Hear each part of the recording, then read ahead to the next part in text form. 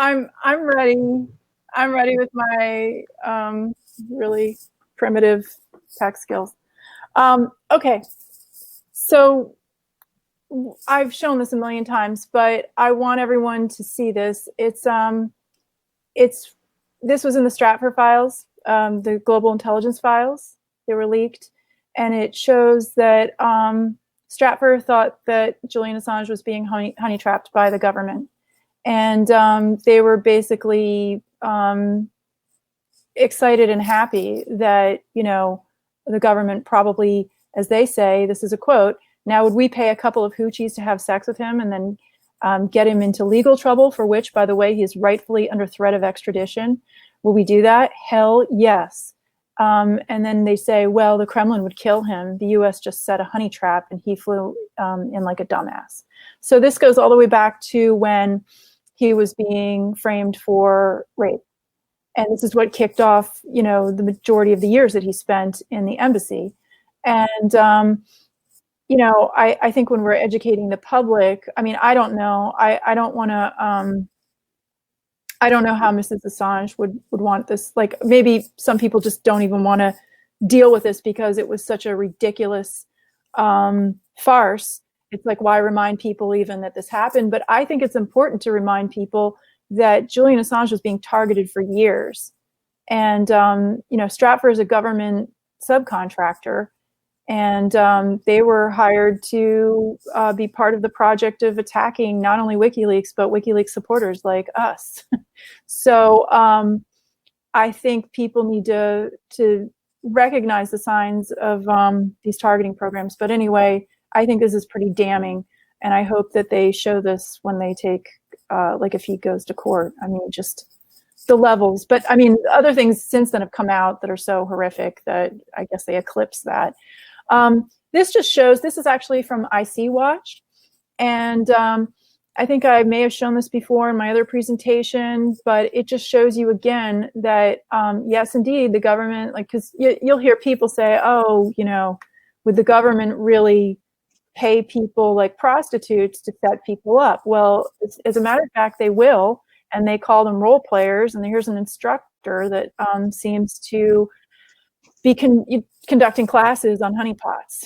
So I thought this was this is a CV that was listed on LinkedIn, and IC Watch is a collection of CVs that this young gentleman collected, and actually ended up getting death threats for collecting. This is like public knowledge that these security contractors put up on LinkedIn, and this young man was just intelligent enough to gather them so that we would have evidence of what these people were bragging about in their CVs. And then they turned around, these security contractors started giving the gentleman that put together IC Watch death threats. And so I think he even had to end up fleeing the country. I think he went to Germany, and WikiLeaks took over and actually kept the all preserved his work. And there may have been other people, I think, involved, but anyway, so yeah, but the main point is I just want people to know, yes, they have honeypot schools. It's crazy how far they go with that too, because they'll have every age group, they'll have your full profile for who you are and what you would fall for, and handpick that like perfect person to go after you. So it's absolutely insane. It's sickening. I've actually personally found one of my former fiance's email in the global intelligence files, and he had connections to Stratfor, and he ran off under very peculiar circumstances. So it's been traumatizing for me to, even on just that level, possibly experiencing that. And when I get into these slides, I'm going to review again just how many other people who are just WikiLeaks supporters. I'm not part of WikiLeaks at all. I think my tech skills give it away that I'm definitely not.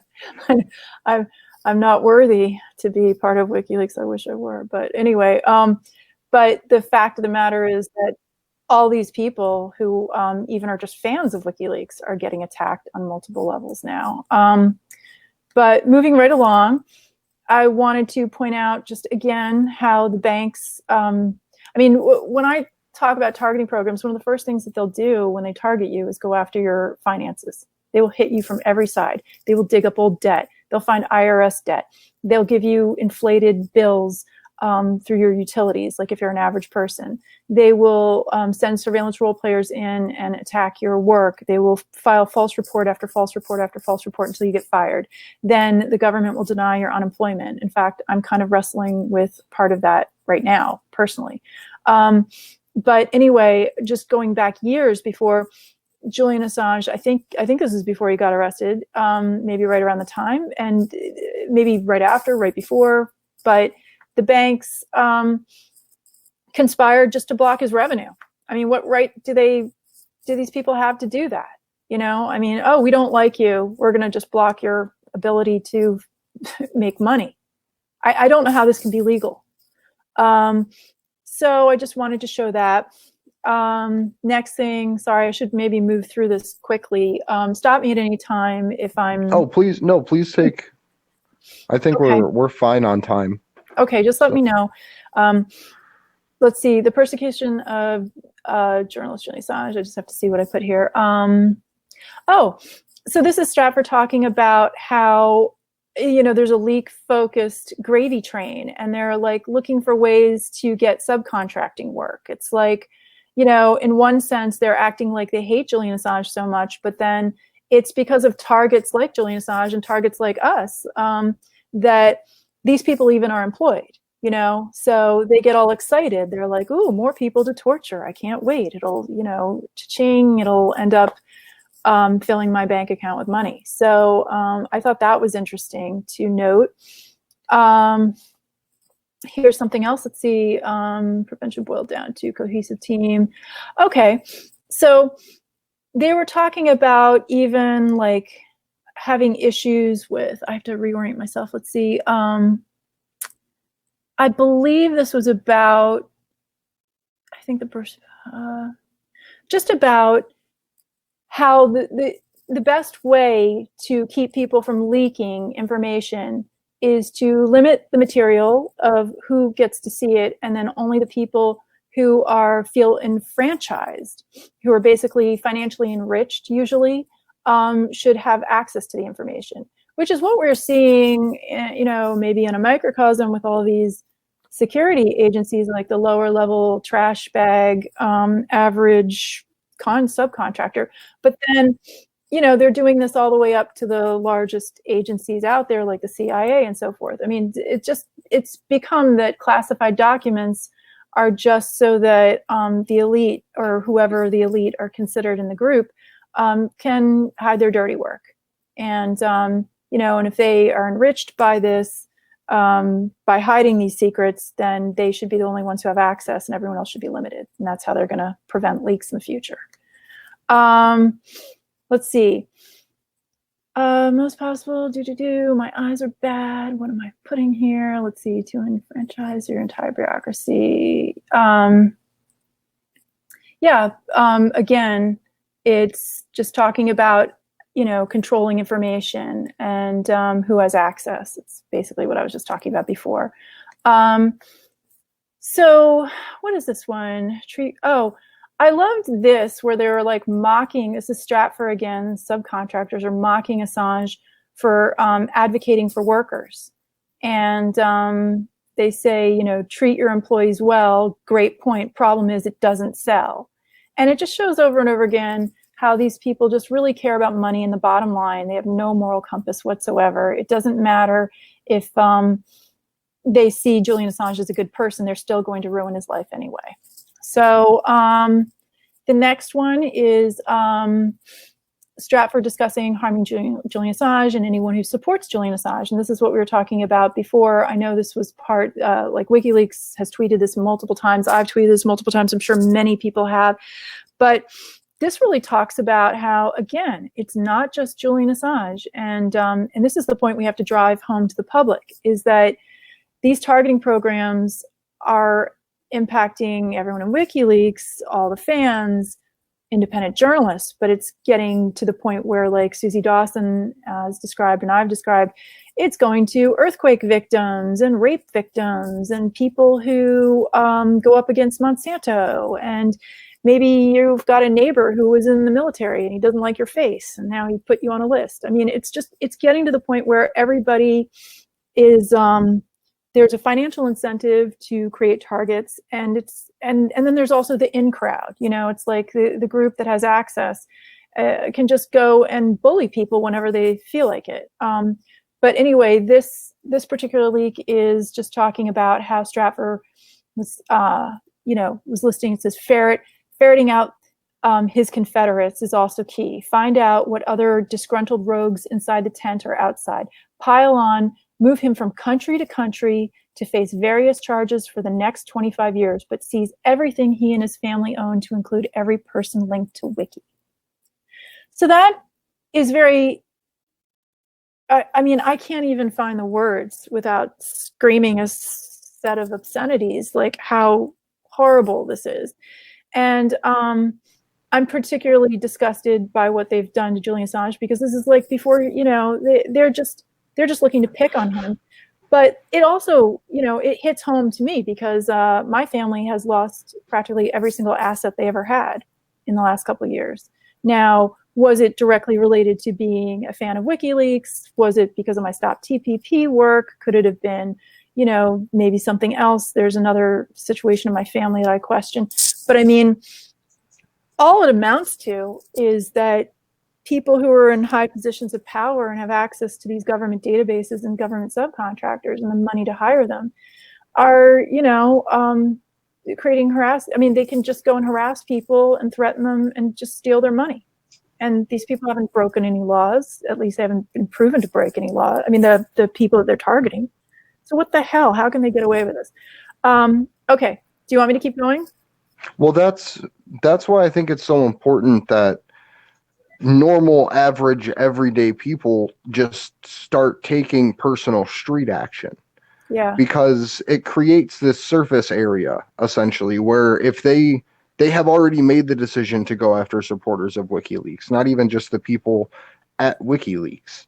So getting more and more and more individuals out and acting and using multiple forms of encryption creates this, larger surface. So if they choose to continue that, they have to then take resources and people away from other individuals, which could create more of an opening. So I think that it's something that with this information, we have more of a chance to create an impact, not to stop it, but to be able to funnel the way that it's used. Because it's not just WikiLeaks either. It's probably any activist organization across the country.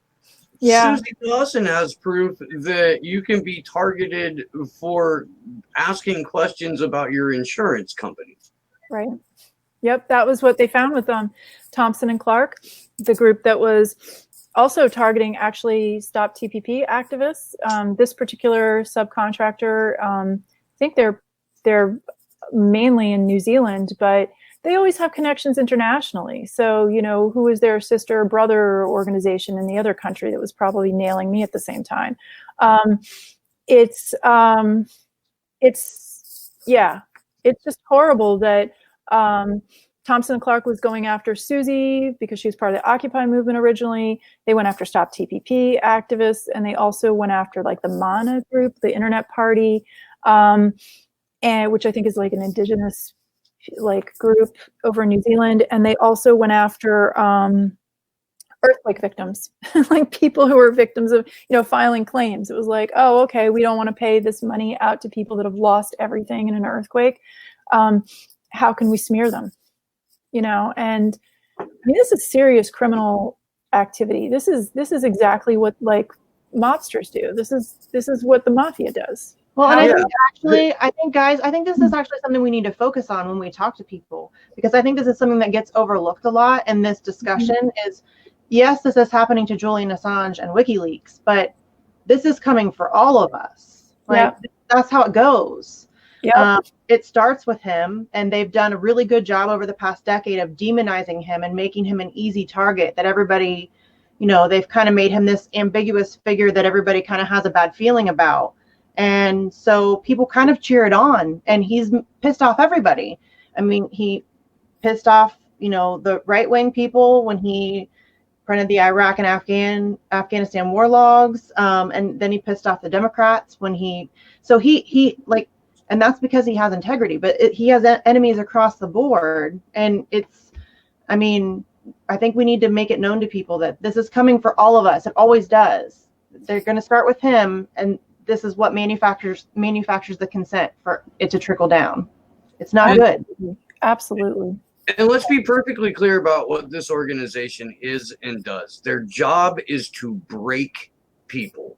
Yep. Their job is to take as much as they can, regardless of law, because there is no law. The only consequences they face is when they don't do a good enough job of breaking a person and taking as much from them as humanly possible. And people will say, like, yeah, well, they're, a private company or whatever. They're above the law. Nobody can do anything about it. Because you're not fucking telling your friends and loved ones and strangers about it. You're not spreading this information around as much as humanly possible. Because if we all know, we're going to want to fucking do something about it. Yeah. I mean, well, we can't accuse me of not spreading it around because I scream it every day. I wasn't talking about you. I know. I'm just kidding. Shouting into the void here right now. No, I totally, no, I'm sorry. I was just making a joke, but you're right. You're right. Like if we, yes, this is what I want. I think if we did flyers, we should just do flyers with leaks like this, like a whole series of them. You know what I mean? I'm for it. And, get the word out, because they really do. They ruin people's lives. I think many of us are living this right now, and it's sickening. And then I'm sorry, do you mind if I switch screens? I was going to show you another thing. Oh no, please do. Yeah, no, that we got about 10 more minutes before we have to show an article and then wrap up. So okay, I'll try to breeze some of these. And some of this you've seen before, and I've presented before, and other people have presented multiple times. But Julian Assange is not the first person to have been accused of sex crimes, falsely accused of sex crimes. Poor Jacob Appelbaum was, basically accused of all of these horrible things. And so was Trevor Fitzgibbon. And Trevor, good for him. He took one of the people that was accusing him falsely of rape, and he won his court cases. But, that takes a lot of time, a lot of money. It takes a toll on your whole life. And you have to devote your whole life single-mindedly to going after these people, and they win either way because they exhaust you. And I wanted to show that, and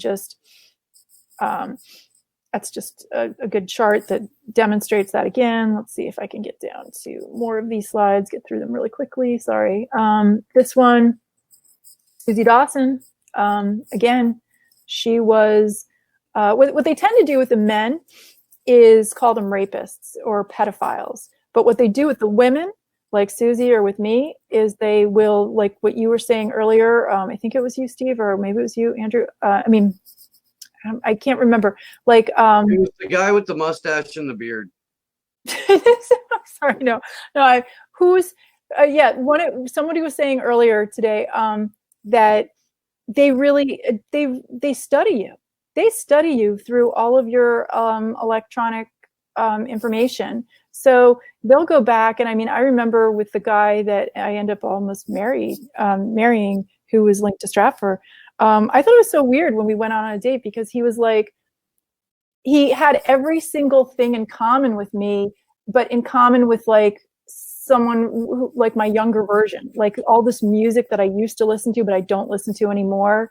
And it was really obvious because there was just a short period of time I wasn't really on the computer a lot, and there were some times that I used I learned how to use email, and I was communicating with people that I traveled with and stuff. And it was almost like he had lifted all these scripts from my emails and was like, oh, I really love Led Zeppelin. It's like, Jesus, I haven't listened to that group since it became nauseating on mainstream, whatever, radio. But anyway, so they study you, and they will show up and they will try to be your perfect Prince Charming, and you know, anyway, it's sickening what these people do, because even like with activists in the UK, some of these people that were undercover informants were even like getting women pregnant, and you know, spent 4 years with people and wasted their lives in fertility and all this shit. So anyway, all right, I won't dwell on that because we've already talked about this before.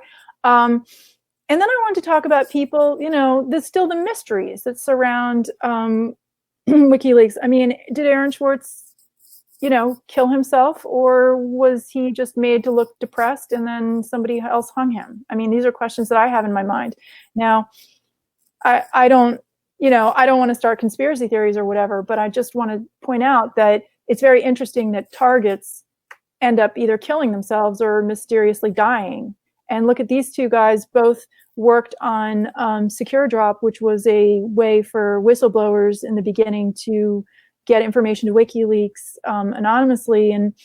And 2 out of 3 of the people, I think, that worked on this ended up hanging themselves mysteriously. And these people don't strike me as the kind of people that would just feel sad. And, you know, I guess maybe people can be worked into a depression, but, you know, these people seem like fighters. I just have a hard time believing that 2 people out of 3 just randomly hung themselves. You know, it's disturbing. And then I never knew, I haven't followed up on the story. I don't know if you guys have any information, but, you know, whatever happened to that one man that went, what was it? Not canoeing, but he went kayaking. I mean, there are a lot of people that have died or have gone missing or have committed suicide around WikiLeaks. And it's disturbing. It's disturbing to know that these people were government targets, and people are ending up dead. So, and then we've got the case of, you know, a prominent WikiLeaks supporter getting attacked in all of these other ways where I could go on forever about Kim.com's case, but basically they're attacking Kim.com, trying to extradite him, and they already stole, I think, all of his resources. He got some back from Hong Kong, but they basically are trying to extradite Kim.com for copyright law, which is not even a criminal offense in either New Zealand or in the US. Should I keep going? Sorry. Are you guys still there? Yeah, you got 5 more minutes. Okay. And look, I want to say real quick, like, just personally, there is no doubt in my mind that Aaron Swartz did not kill himself. Mm-hmm. I went to Aaron Swartz like hackathon, and there were all these people that knew him back in the day, and they took the stage, and a lot of people that knew him from when he was a child were like, they couldn't believe it either. But I mean, again, that's speculative, and so I'm trying to. That's pure speculation, but that's I mean, I'm with you. I'm with you completely. Do you want me to keep going, or should I? Let's see. Sorry, I didn't mean to talk over you. No, you're fine. Okay. You have a couple minutes still. Okay. CIA Stratford discusses how Julian Assange will be raped in prison. Well, that's nice. So these people are sitting here terrorizing this guy, chasing him from country to country, stealing his money, framing him for rape, you know, giving him death threats. People around him are dropping like flies with mysterious deaths. And then they're so angry. They're like, oh yeah, and by the way, we can't wait till you get raped in prison. That's really professional. I'm really glad that we have security agencies and, you know, national security talking about how they can't wait till people get raped in prison. Stratford ridicules Julian Assange for being super paranoid. And that's, again, I mean, how sick are these psychopaths? I mean, they're the ones that are stalking him and attacking him and making him terrified. And then they're like, you know, he's sounded super paranoid. Well, who the hell wouldn't be if they're being, you know, followed and persecuted? Let's see, next. Stratford derides Julian Assange for believing in the truth. I found this really offensive because, once again, they know Julian Assange is a truth teller and they don't care. They're still willing to ruin his life. Let's see, CIA Stratford states Julian Assange needs a stable relationship because supposedly anyone who's married knows the enormous benefits of lying. Well, there's a really wonderful character reveal of the kind of people that work in these agencies. I mean, they think everything is based on lying, including their most personal love relationships. It's disgusting. CIA Stratford claims diplomacy and intelligence work are crafts of manipulating and alleviating the constraints of geopolitics. So everything to them is just something to be exploited and manipulated. And they always put it in sort of this sterile language in terms of, oh, we need to do it for geopolitics. But no, you don't need to do it. You could actually be an ethical, moral, like decent human being, but and still do your job. Do your job of national security, but don't frame people for crimes they didn't commit. But they don't see it that way. Steer clear of Julian Assange's moralizing game. Again, these people have no moral compass, and they're attacking Julian for having one. And then I start to get into all the slides that I hadn't, gotten to yet. Pursue conspiracy, political terrorism, and declassify the death of a source, someone which could link to Wiki. Now, I still was trying to figure that one out. Pursue the conspiracy. I mean, basically, they're the ones who are doing conspiracy, conspiracy and political terrorism. I mean, our security agencies are the ones who are guilty of that, but they want to pin that on Assange. And then there's something about declassify the death of a source, someone which could link to Wiki. I don't know to what they were referring exactly, and I need to go back and do more research on that. Today, let's see. This, I know WikiLeaks has covered this definitely, but it just shows that they were smearing, one thing I found that was really interesting is in the beginning, all the documents refer to Julian Assange as a liberal, and he's, they say it very, as an insult. And they're like, that's what you get for the liberal, whatever. And there's whatever, they constantly are insulting him. But then today, when it's convenient for them, they're calling him right wing and they're calling him a Russian agent.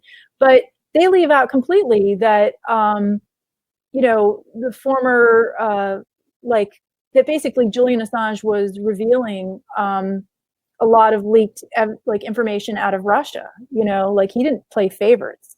And I don't know. Let me see if this is BBC CIA Stratford. How his long history of exposing oppressive regimes. There it is.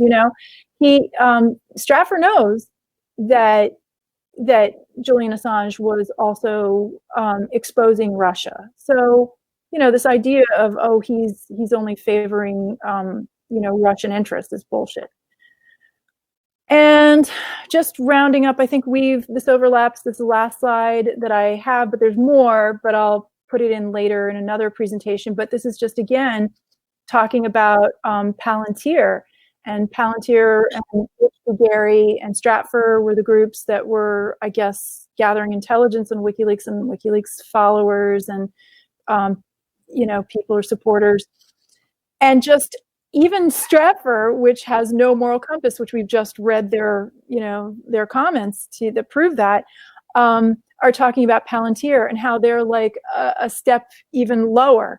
And that probably the founder of Palantir is probably, it's in quotes, probably fucking nuts.